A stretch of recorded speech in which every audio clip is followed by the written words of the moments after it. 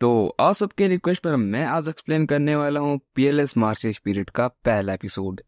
तो चलिए without wasting और टाइम वीडियो को शुरू करते हैं। ये कहानी है एक यंग लड़के की जिसका नाम है चैंग फेंग, जिसका कि मेरिडियन टूट चुका है, जिस वजह से वो थोड़ी भी कल्टीवेशन नहीं कर पाता और उसकी प्रोग्रेस कभी भी नहीं होती।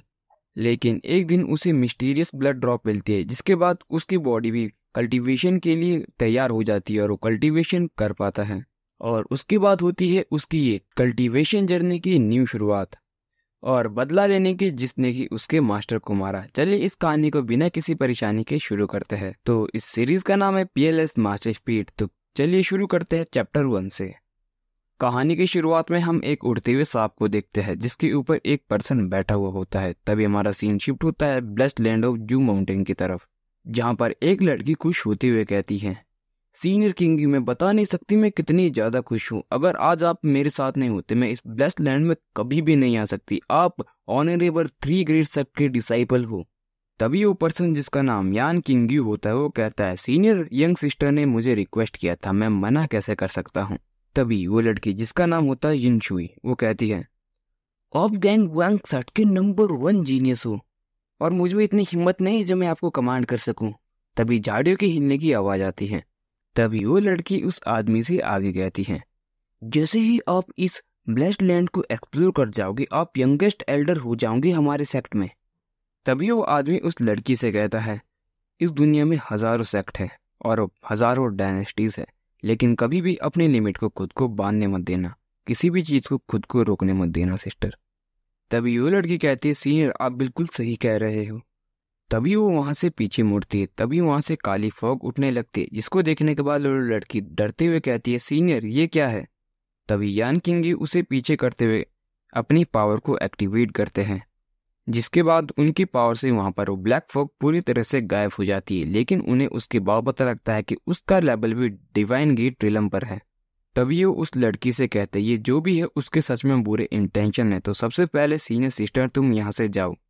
तभी वो लड़की वहां से भाग जाती है, जिसके बाद पूरी तरह से वहां पर ब्लैक फॉग छाने लगता है और एक हंसने की आवाज के साथ वहां पर एक स्नेक दिखाया जाता है। और ये वही स्नेक है जिसको हमने सीरीज की शुरुआत में देखा था।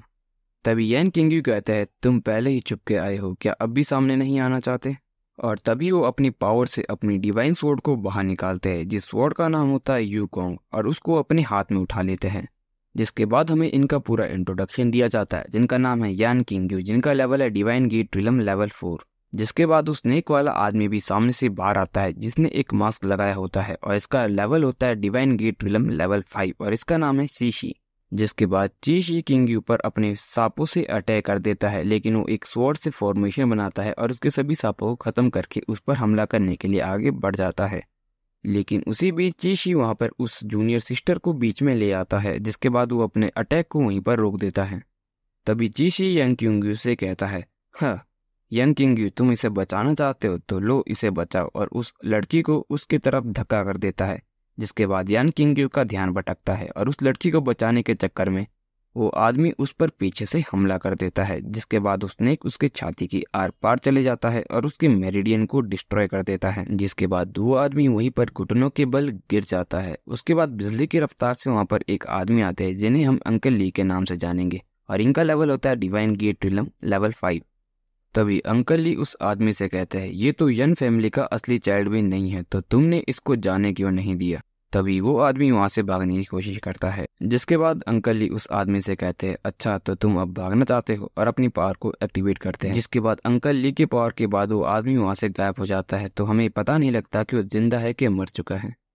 तभी सीन शिफ्ट होता है और हमें गैंग युआन सेट को दिखाया जाता है, जहाँ पर वो दोनों ही आदमी खड़े होते हैं और अंदर से चिल्लाने की आवाज आती है, यान किंग्यू का मेरिडियन अब टूट चुका है, अब वो कल्टीवेट तक नहीं कर सकता, और तुम्हें हावी भी लगता है हम हॉर्नेबल डिसाइबल के रिसोर्सेज इसे यूज करने देंगे, ये पॉसिबल भी कैसे है, और अब से यूक्सी ऑनरेबल डिसेबल की जगह लेगी। तभी हमें वहां पर एक बच्चे को दिखाया जाता है, जिसके सर के ऊपर हाथ रखते हुए यू किंग्यू कहते हैं, कोई बात नहीं। तभी गेट के अंदर से अलग अलग आवाजें आने लगती हैं। यंग किंग सच में इसका टैलेंट अनमैचेबल था, कोई भी इसके साथ मैच नहीं कर सकता, लेकिन अब इसका बॉन्ड अनहीलेबल है। हाँ हो सकता है अभी जिंदगी भर सिर्फ डिवाइन गेट ट्रिलम में ही फंसा रह सके।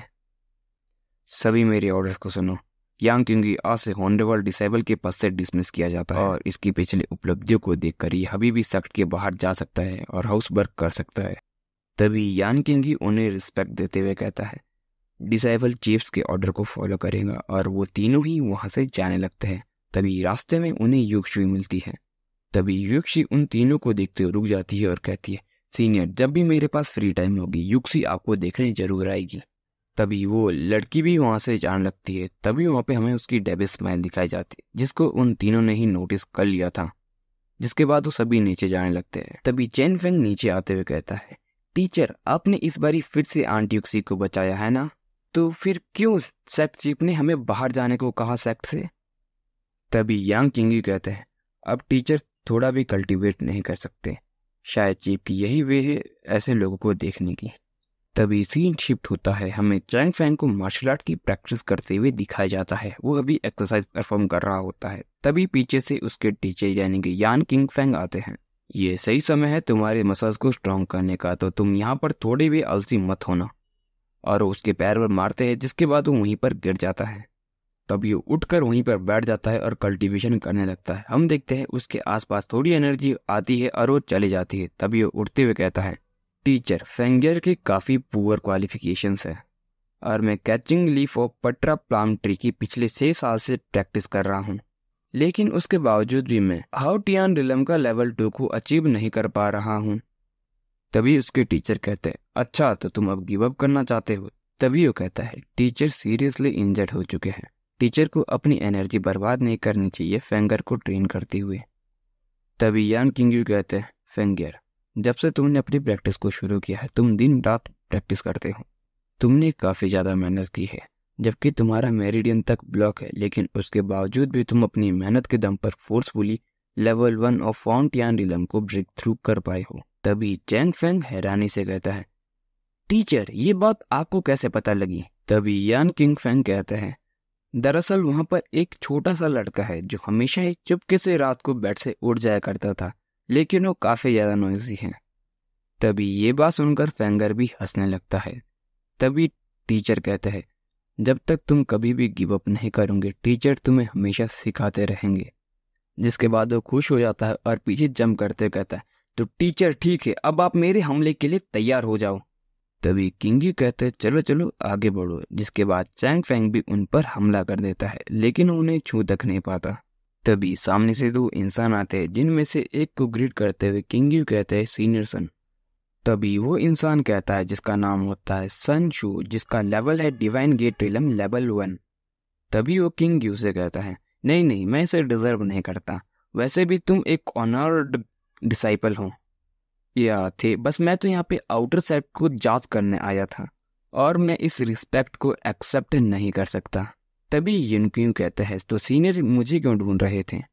तभी वो आदमी जिसका नाम सन होता है वो कहता है जूनियर यू, आउटर सेक्ट में काफ़ी ज़्यादा काम है और बहुत ज़्यादा टास्क है। अगर तुम्हारे पास अपना फ्री टाइम हो तो टास्क रूम में जाकर अपने लिए एक असाइनमेंट ले लो और मेरी ओर से चाय सर्व करना या हो सकता है सफाई करना फ्लोर की ज़्यादा अच्छा काम रहेगा। वैसे भी सेक्ट के आउटसाइड के लोगों को हम सेक्ट के अंदर के लोगों के साथ तो कंपेयर नहीं कर सकते ना, और वैसे भी हम ट्रैश को फीड नहीं करते।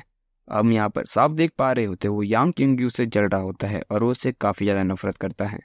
जिसके बाद चैंग फेंग गुस्से से कहता है मेरे टीचर ट्रैश नहीं है। तभी वो इंसान आगे बढ़ते हुए कहता है यांग किंग्यू का मेरिडियन पहले से टूट चुका है, अगर वो ट्रैश नहीं है तो क्या है। एक ट्रैशमैन को ट्रैश नहीं कहे तो क्या कहे। और ये ट्रैशमैन आउटर सेक्ट का एल्डर बनना चाहता है, ये सिर्फ तुम्हारा सपना है। तभी यान किंगी कहते हैं सीनियर सन, आपने गलत समझा है मुझे, मैंने तो कभी सोचा भी नहीं ताकि मैं आउटर साइड के एल्डर की पोजीशन के लिए खड़ा हूँगा। तभी सीनियर सन गुस्से से कहते हैं और नहीं तो क्या, तुम जैसा एक ट्रैश सोच भी कैसे सकता है एक एल्डर बनने के आउटर सेक्ट में। तभी चैंग फैंग को ये सुनकर गुस्सा आ जाता है और उसको मारने के लिए आगे बढ़ता है और कहता है तुम मेरे टीचर को ऐसा नहीं कह सकते। जिसके बाद चैंग फैंग उसे मारने लगता है, लेकिन उस पर कोई भी असर नहीं हो रहा होता है। तभी वो कहता है अच्छा तो तू बच्चे अब मारना चाहता है, और अपनी पावर एक्टिवेट करके चैंग फैंग को मारने वाला होता है। लेकिन तभी वहाँ पर एक पावर आती है और उसे पीछे हटने पर मजबूर होना पड़ता है। जिसके बाद चैंग फैंग वे सीधा अपने टीचर के पास चले जाता है और ये एपिसोड यहीं पर खत्म हो जाता है। गाइज, आपको आज का एपिसोड कैसा लगा कमेंट में बताइए, और क्या मैं आगे पीएलएस मार्शियल स्पिरिट को कंटिन्यू करूँ कमेंट में बताना।